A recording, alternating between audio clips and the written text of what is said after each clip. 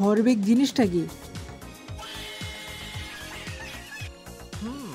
হ্যাঁ, ভর ও বেগের গুণফলকেই ভরবেগ বলে, কিন্তু ভর শূন্য হলেও ভরবেগের অস্তিত্ব কিভাবে থাকে?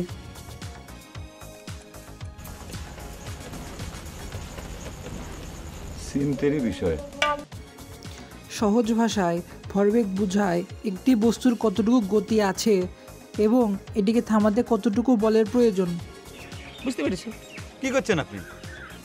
কিন্তু ভাই, ভর শূন্য হলে ভরবেগও তো শূন্য হওয়ার কথা।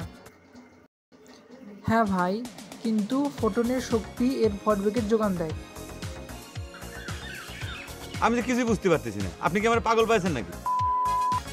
আইনস্টাইন সাহেবের এই সূত্রের কথা তো তোমাদের জানার কথা। E=mc², অর্থাৎ শক্তি কোনো বস্তুর ভর এবং আলোর বেগের বর্গের গুণফলের সমান। অর্থাৎ শক্তির সাথে ভরের একটা অলিখিত সংযোগ রয়েছে। ফোটন বা আলোর কোনো ভর নেই, কিন্তু শক্তি আছে, যা এর তরঙ্গদৈর্ঘ্যের ব্যস্তানুপাতিক এবং কম্পাঙ্কের সমানুপাতিক।